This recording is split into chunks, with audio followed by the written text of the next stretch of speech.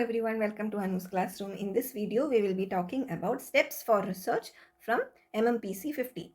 So, in this video, we will be talking about the research process in general. We will see how we can define research problems, and we will also see how research problems can be formulated as a hypothesis testing, what does it mean to have an extensive literature review in research, development of working hypothesis, preparing research design, how we can collect data, analyze it, and prepare the report or the thesis. Okay, so I hope this will be a useful session for your project as well. Coming to the research process. Broadly speaking, the research process is kind of like a roadmap for the researcher. It gives an overview of the research journey that the researcher is going to undertake. And this research process actually consists of a series of actions or steps that are necessary to effectively carry out research as well as the desired sequencing of these steps. Like, for example, or we can say in general, every research process starts with us, or as in the researchers, defining a research problem. And once that research problem has been identified, so this is nothing but the title of your project, you can say. When you think of it in terms of your project, MBA project, you can consider this as the reports or project's heading that defines your research problem. Okay. The next step is literature review. So we will review all the concepts and theories that are related to our project. Similarly, we also will review previous research findings if there are any on the same topic. And once we do this literature review, what we will do is we will formulate the objectives as well as a hypothesis of what we are going to achieve from our research problem. And once we have that, that is, once we have an idea of what we want to achieve out of our research or out of our project, then we will go ahead and do a research design. Once that research design is completed, so that will include things like what data is to be collected, how it will be collected, which method of what you can say analysis we have to do, like regression, k-means clustering, all those different analysis techniques that we have learned in quantitative techniques. And also we will decide which analysis method we are going to pick up and how we are going to analyze the data. And once we analyze it and we got our results, we will see how we can interpret those results and report. Okay. And once that is done, again it actually goes back to defining another research problem which might be different or similar to what we already did. And then moving ahead to the literature review for that new problem, the research that we just did will become the previous research finding. So like that, it is a cyclical process, we can say. So that is why sometimes, if it is a previously done project, then similar topic if we are taking, we start with whatever findings we got from there in that particular project, and we will try to add on to that. Like for example, what do I say as an example? Let's say there was a previous research finding on the project of the, what you can say, whether customers like packaged milk or fresh milk from the farm, let's say, for example. And in that research project, we found out that customers preferred fresh milk from the farms.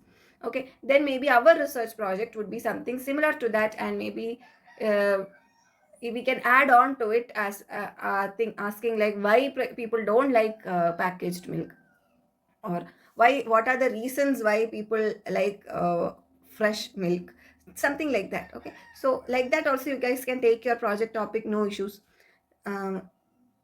Or we can take an entirely different topic also. So I hope you got a general idea of how this research project process is all set up, right? So next, let us go into each of these steps and see a little bit more in deep depth. Okay, so the first step was defining our research problem. So what is a research problem?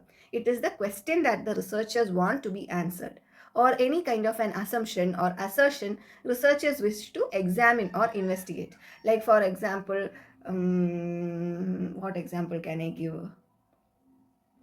Let's say there is an example that if it is let's say it is an assertion or an assumption that increasing fuel prices are going to decrease your AC sales, okay, or maybe refrigerator sales, something like that. That is our research problem. We want to ascertain that yes, there is a relationship between fuel prices and the purchase sales of refrigerators. Something like that could be your research problem, just throwing out ideas here and there. Okay, so why is it important that we have a research problem? A research problem is like choosing the destination before starting our journey. Okay, before we get inside the train or the bus or even the flight, we have to know, right, where we want to get down, where we are where our destination is. It need not be like, for example, if it is a train from Trivandrum to Delhi, we might be getting down in Goa or somewhere else in between, or maybe even Palkat, right? It need not be that the train's destination is our destination too. So the importance of the research problem is exactly this. We are trying to figure out what our destination is, what is it that we want to achieve from our research. So it acts as a research foundation, you can say. So when we are trying to formulate our research problem, we should ensure that we are addressing the right question, and we also have to review and consider all the alternative approaches that we can take up in order to do this research. We need to know the cost of the information that we will require for this particular project, right? If we have to conduct an interview or like we have to set up a survey, a small survey or something like that, we need to know whether we'll have to go travel to a particular place, stand somewhere, leave our job for, like, take a leave from our job for 1 or 2 days, or can we have it with a Google form, whatever that is, we need to know. Okay, so how that all those things come as the cost of information, as well as the error level that we could expect while we are choosing the best alternative. No data comes without errors. Whether we collect it or not, data is bound to come with errors. So how much error can we tolerate? All these things we should need to know. Based on those things only, we will define or decide how much sample size we have to collect, from which all demographics, all these things become important. And then another thing is the individuals or objects whose characteristics are to be measured, which is called the units of analysis. Now, what all could be sources of our research topic? From where all could we get our research topic? The research topic could come from a particular problem, or how from conversations with different people, or a particular phenomena occurred, like, say, for example, COVID-19 and, say, pregnancy rates, something like that, right? Or from a particular program, maybe some program was conducted, some Save the Soil drive or something like that was conducted, and how it affected, or whether conducting such a program could help your village or something like that, you can think of. So all these things, everywhere and anywhere, you just look around, everything is a source of a research topic. Now, how do we select the criteria, what is the criteria for selecting this particular research topic? It could be internal or our personal reasons for choosing a particular topic, or it could be an external factor. Like, for example, even in the case of your projects, maybe sometimes you will be the one who's choosing the project topic for yourself, or maybe the guide whom you chose might not be liking any of the topics you guys chose, so they might even suggest you a topic. Anything could happen, right? So the first case of you choosing was internal, whereas the second case will definitely be considered as an external thing when it comes to you, right? So what are the characteristics of good research questions? Mainly, it should be a feasible thing. Like, whatever research topic that you are doing should be feasible. Can you do a research wherein you are required to find out the, what you can say, the sales estimates for if you set up a shop on the moon? No, right? Because we don't have enough data. It is not physically possible for us to gather any kind of data. So the question should be pointing to a research that can be done feasibly. The question should be very clear as well as significant. Okay, so how do we formulate a research problem? What are the steps involved? Definitely, it starts with identification of the subject areas. It could be through reading, academic experience, daily experience, or exposure to the field, consultations, brainstorming, intuition, somewhere, something. You need to identify the subject area. And once you identify the subject area, we will separate that big subject area into small things. Like, for example, if you chose gamification is a very vast topic. Then you have to dissect it, and you have to see where gamification, what level of gamification in education, gamification in industry, gamification in healthcare, where, right? So that is kind of like dividing it into sub areas. Then we will select one subtopic or sub area depending upon either our internal choice or external criteria, and then we will raise a question and list out all the possible questions that comes to our mind when it comes to, say, gamification in healthcare or gamification in retail, for example, I'm saying. Okay, and then you will formulate the research objectives as well as sub objectives also. and this will help in understanding the problem that we are trying to solve thoroughly, and will help also in expressing this problem in a more specific term, or in a bit more with bit more clarity. Why? Because clarity is very important for a good research question.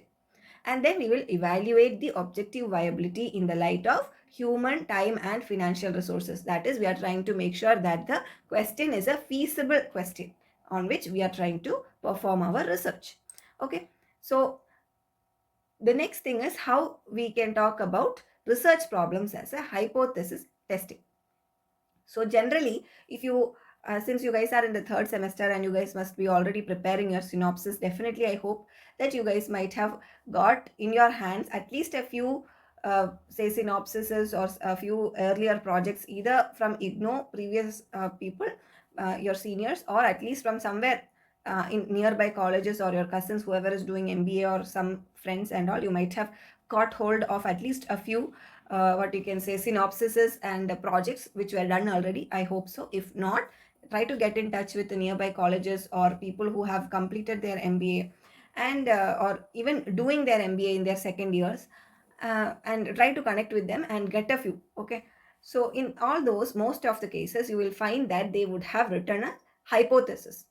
Okay, like for example, if it is a what you can say, a research problem is like what is the effect of lighting conditions in sales of a retail shop, for example. Okay, so the hypothesis would be like lighting conditions do not affect the sales, or lighting conditions will affect the sales. So that is kind of like a hypothesis formulation. So it is a very convenient thing to structure our research problem in terms of a hypothesis, and we will be testing and proving that our hypothesis is either correct or hypothesis is wrong, depending upon how our project questionnaire is defined, right? So that is how we define research problems as hypothesis testing.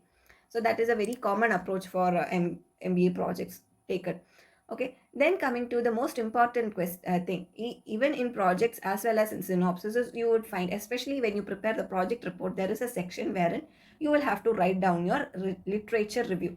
And while you read the literature review for previous projects and all, kind of chances are there that you might get scared uh, as to like how in the hell did this person who created this project read all those citations that were given and things like that, right?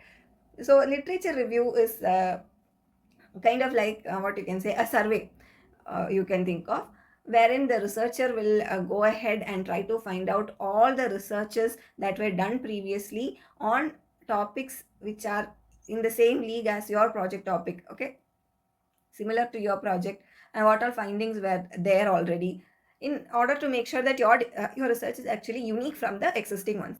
So that is basically literature review. So it gives the researchers uh, sorry it gives the researchers a theoretical base for our study.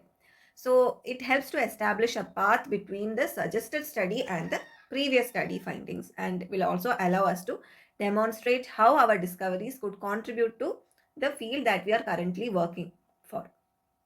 So the researcher may review two types of literatures. First is the conceptual literature, which concerns the concepts and theories. Next is an empirical literature consisting of studies that have been made earlier, which is similar to the one that we are proposing. Like if we are thinking about the ambient lighting conditions and sales revenue of a particular shop, then say Big Bazaar or D Mart or something like that you can take up. Then you will try to find out, definitely there will be papers done by previous researchers corresponding to the same thing. And if you find that your hypothesis is something that is already tried and tested, you will be greatly tempted to copy paste that entire thing and submit to IGNO, but definitely do not do that, because then you will have no learning opportunity. Okay, and you might get caught also. What if you get caught, right? So try to take something up which is similar to that, so that you get the general structure, but something that has been not done so far. Okay, so that your report, your finding is unique. Most probably, definitely, I think for online people, they might surely be doing a plagiarism check. You don't have to get, you don't want to get caught in that, right? So the low so what you can say, yeah, so the role of literature review, why is it so important that we do this literature review in our research, is that first and foremost it will help us in identifying gaps in our research. It could help in improving the current research methodology, as well as will help us position our findings in an existing body of knowledge. Okay, so that is about literature review. I hope you got a general idea about it. So whatever research you do in Google for your project, make sure you note down those sites and important key aspects of those study findings in a notepad so that you can post that in your literature review. Okay, so coming to, we already said that most often our projects are structured as hypothesis tests. So how do we develop this working hypothesis? So the formulation of a working hypothesis is very critical, and the hypothesis job is to assist us or the researcher by limiting the scope of inquiry and keeping us on track. Maybe at times, while we were, say for example, we are researching on ambient lighting conditions versus retail shop sales. As and when we, collect data, it is highly possible, or like, 99% possible, that we will leave whatever our topic was and go behind something else. It is like, seeing butterflies everywhere. We will go behind one butterfly, we will go long, long, long way before realizing that, oh my God, the topic which I had come to research upon was something totally different. So with hypothesis formulated, we it is easy for us to fall back when if ever we are deviating from the project topic. So developing this hypothesis is done using discussions with colleagues, or in our case guides, right, subject matter experts regarding the issue, examination of all the data and records that we got, and examining similar studies in the area or studies on similar issues. So with all these we can develop a working hypothesis. All right. So the next steps come in as preparing the research design and collecting the data.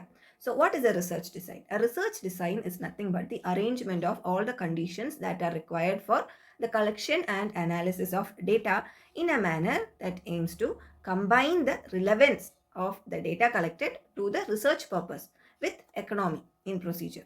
Okay, so the preparation of this research design appropriate for a particular research. Okay, so the research design, whatever you prepare, should be appropriate to your research, and it should, so how we do this is, it usually involves um, the following things. Okay, so first and foremost, it should state on how we are going to obtain the information, how available is this information, what is the availability level, as well as what are the skills required for collecting this research data.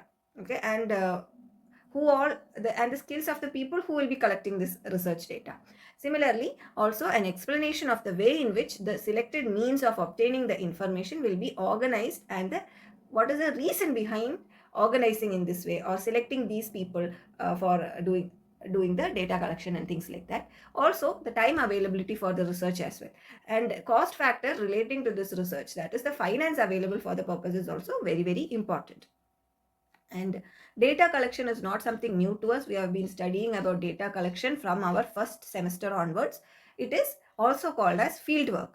Okay, so you guys might have heard people who are doing projects saying that they are currently doing field work, means they are actually getting in the field and trying to collect data. So data collection is what they are trying to do. It involves the administering of research tools to gather data.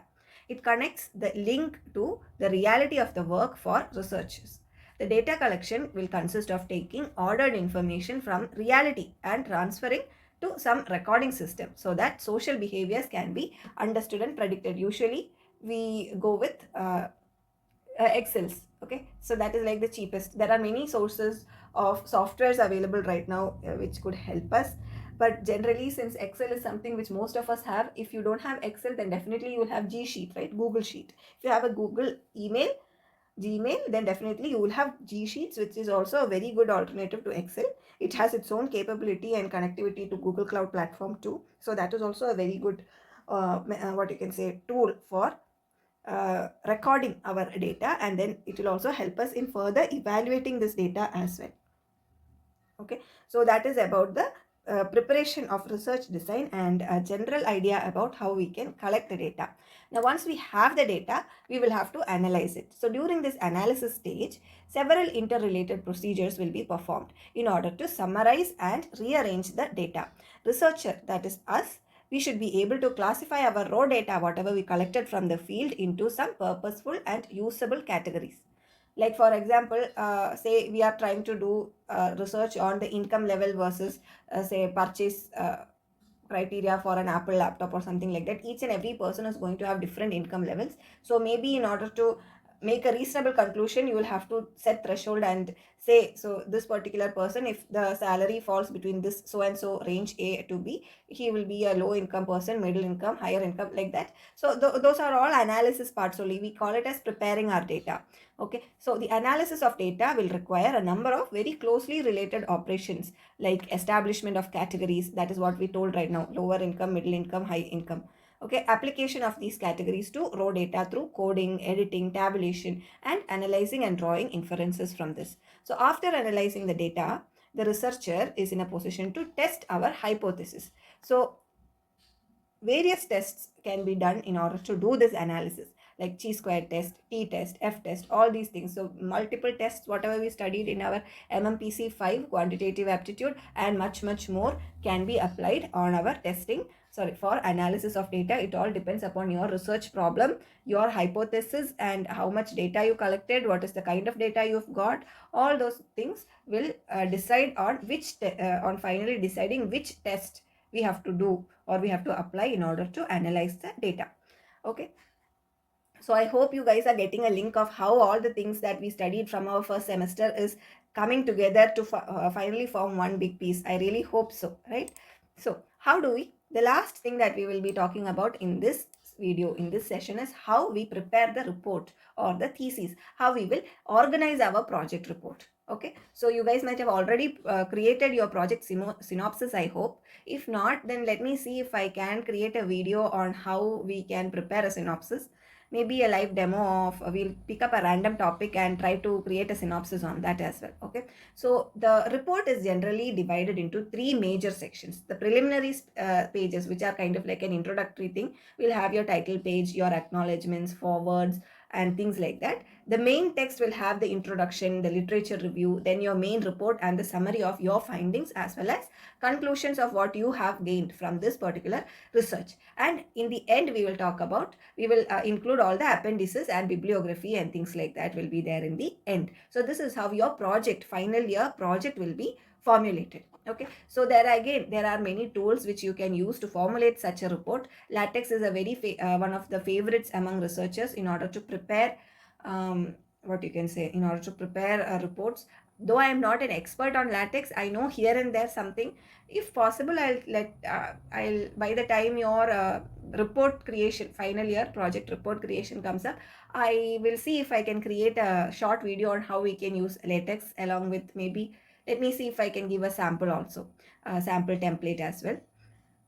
So definitely it is not mandatory that you guys should go with LaTeX. It is a little bit like, you know, little bit coding is required, but that is like the industry standard software that is used for preparing researchers, starting from UG students to you know, high big researchers also. Usually reports get prepared with LaTeX, but it is definitely, as I said, not a mandatory thing. We can as well prepare in Microsoft Word, even Google Docs also. Right now there are a lot of things that help in um, automatic table contents creation, and all those things are there. A lot of updates have come up in the Word and even Google Docs, which will help in you know, preparing such reports. So let me see if I can give you a live demo on, and maybe even provide you guys with a template on how you can structure your report. I'm not guaranteeing anything. Let's see, depending upon the time we get after all these courses. If possible, definitely I'll give it a try.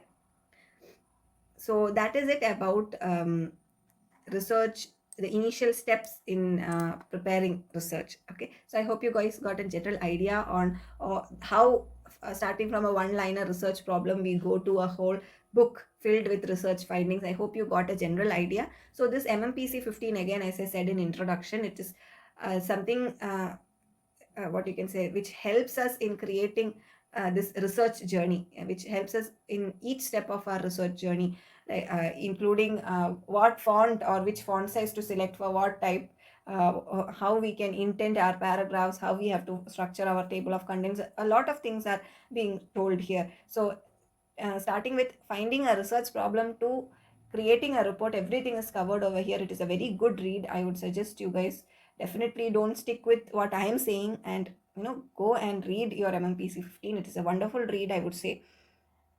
And some concepts are like difficult for me to bring it forth, say it and explain to you. Some things are best understood by reading the book even. So such topics, definitely I will tell you, I will suggest you to go read it yourself as well. So that is it for this video. I hope these sessions are useful to you guys, and hope to see you all in the next session as well. Thank you so much. Bye bye.